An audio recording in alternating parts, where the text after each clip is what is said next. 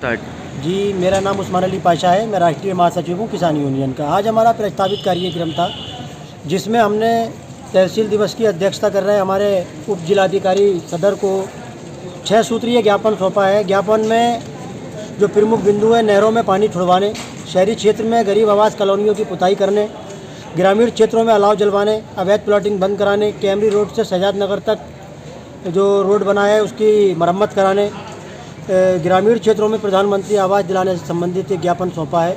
जो पहला बिंदु है नहरों में पानी छोड़ने का, इस समय गेहूं की फसलों में सिंचाई का कार्य चल रहा है और नहरों में पानी नहीं छोड़ा जा रहा। आपके वर्ष जो सबसे बड़ी नहर है अपर कोसी, उस नहर तक की सफाई नहीं हुई है और नहर विभाग ने जो करोड़ों रुपये का पैसा जो इनके खाते में आया नहरों की सफाई के नाम पर, वो सब बंदर बांट कर लिया और उस पैसे का कोई प्रयोग ऐसा नहीं किया जिससे क्या किसानों को लाभ होता।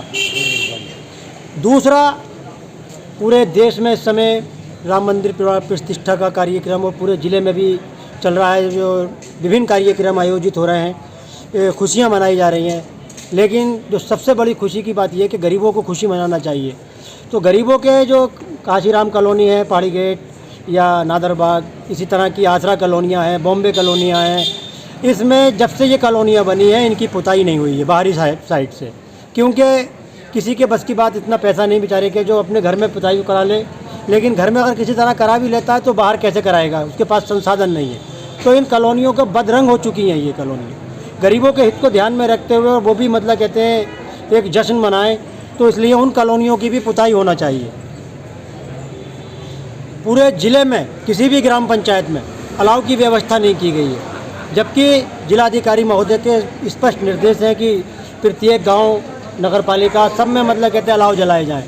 लेकिन कहीं पर भी अलाव नहीं जलाए जा रहे हैं। अगर कहीं पे जलाए जा रहे हैं तो चंद जो रसूखदार लोग हैं उनके यहाँ पर अलाव जलाया जा रहा है, जबकि गरीब बस्तियों में, गरीब लोगों में अलाव नहीं जलाए जा रहे हैं। और ग्रामीण क्षेत्र में तो अलाव का यह हाल है कि अलाव कहीं जल ही नहीं रहा है, तो अलाव जलवाने की व्यवस्था की जाए। पूरे ज़िले में अवैध प्लॉटिंग जो है अपना मतलब पैर पसारे हुए है। सैनी नानकार का गाटा संख्या 149, जिसमें हरे भरे बाग को काटकर अवैध प्लॉटिंग की जा रही है। यहाँ पर जो रामपुर विकास प्राधिकरण में एक अवर अभियंता हैं रामकिशन सारस्वत, उनकी मिलीभगत से लगातार अवैध प्लॉटिंग हो रही है।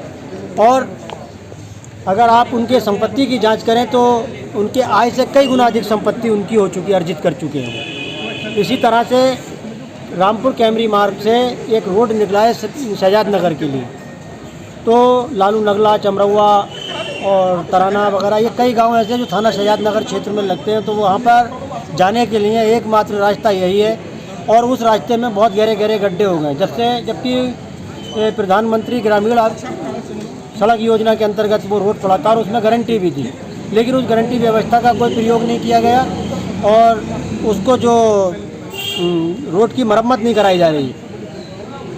ग्रामीण क्षेत्रों में, शहरी क्षेत्र में प्रधानमंत्री आवास के नाम पर बहुत बड़ा काम चल रहा है, लेकिन ग्रामीण क्षेत्रों में जो ग्रामीण हैं उनके पास अपने घर भी नहीं है, बहुत से लोगों के कच्चे मकान हैं और वो भी बरसात में गिर गए।